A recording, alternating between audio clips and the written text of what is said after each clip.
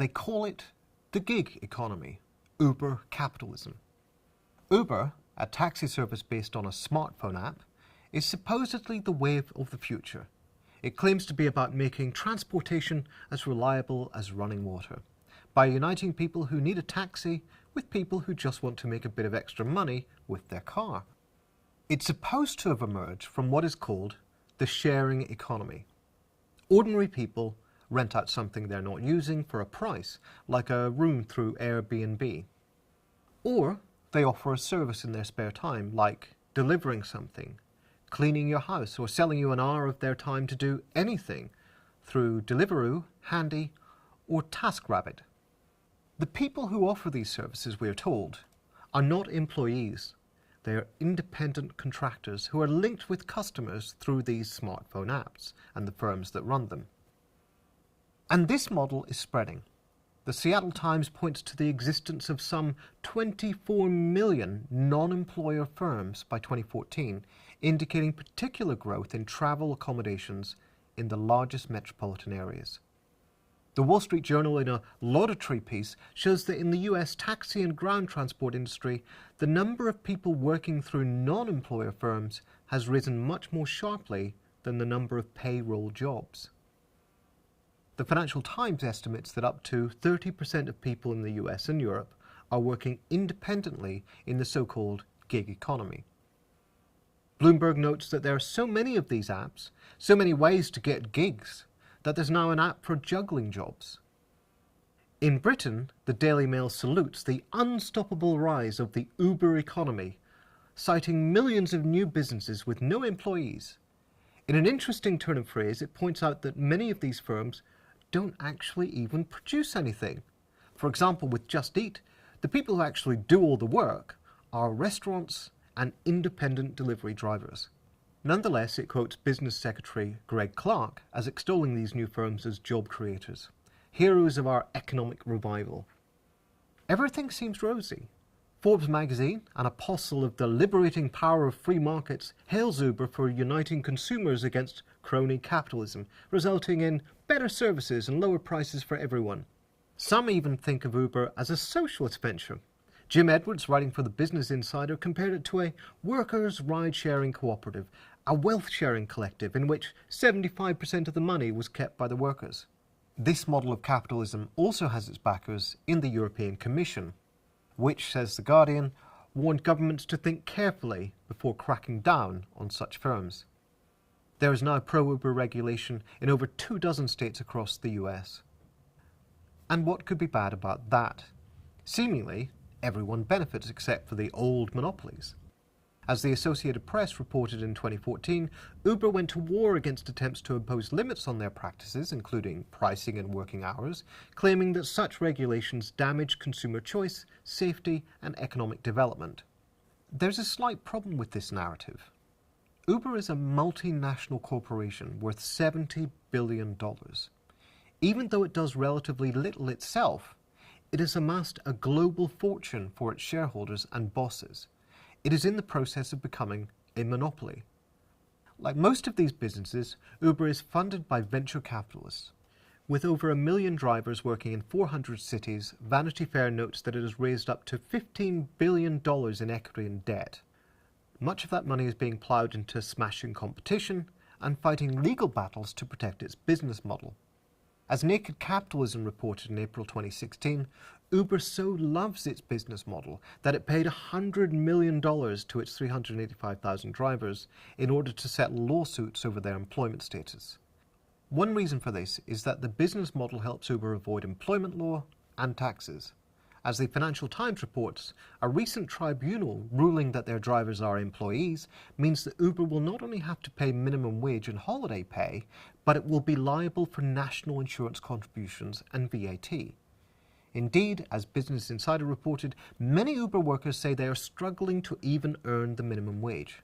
Stephen Hill, writing for Salon, claims that the Uber economy fucks us all, resulting in the decline of quality jobs in the US and the rise of precarious working.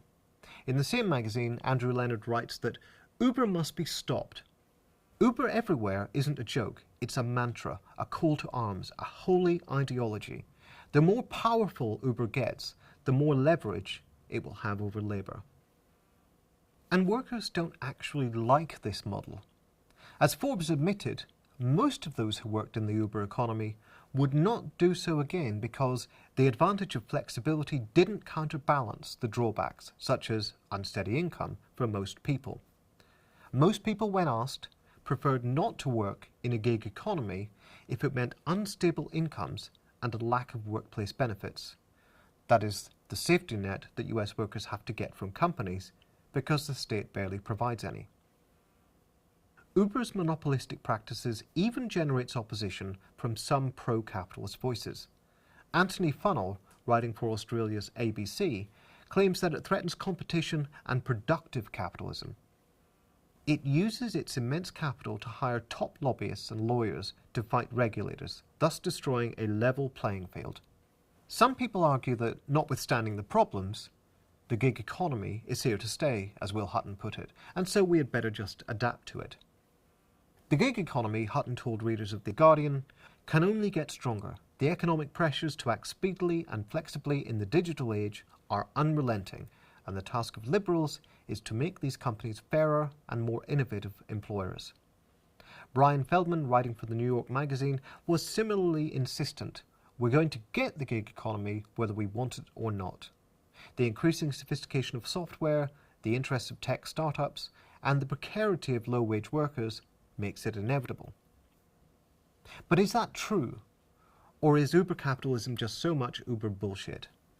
One reason to oppose Uber capitalism is that work simply doesn't work that way, and neither does capitalism. The Atlantic puffs research produced by Princeton economist Alan Kruger and Uber head of policy research Jonathan Hall to suggest that the typical Uber driver is a college-educated man married with kids who is supplementing a full or part-time job with about 15 hours of driving a week, logging 20 to 30 trips and earning an extra $300 to $400 a week before factoring in the cost of gas and upkeep. This is consistent with the ideology justifying Uber's business model, that it offers a flexible working arrangement for educated people who are already in part-time work. In fact, even this research, based on a survey of only 20 of the 400 cities in which Uber operates, only a minority, less than 40%, are college educated, less than half have children at home, and what is more, only 30% were supplementing a part-time job, while a full 38% had no other job. This leaves some 31% who already have a full-time job and aren't making enough with that work. In other words, Uber is profiting from underemployment, precarity, and low pay. But can that work everywhere?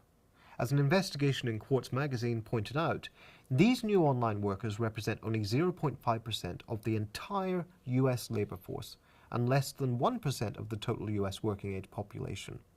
At most, 4.5% of workers have ever participated in the online platform economy. Partly for this reason, the business model has entered into crisis. The New York Times wryly notes that the Uber model, it turns out, doesn't translate. Far from being on the brink of creeping into every sector of the economy, many of these online enterprises have come under stress. Across a variety of on-demand apps, prices are rising, services declining, business models are shifting, and in some cases, companies are closing down.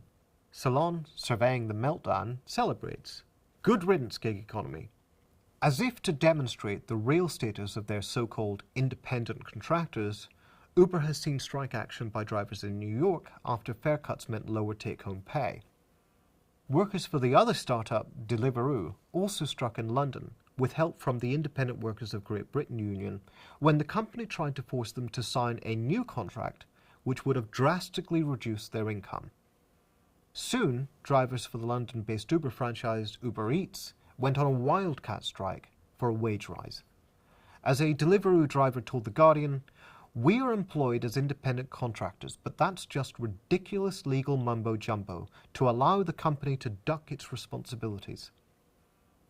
The business model not only isn't working, it isn't persuading anyone anymore.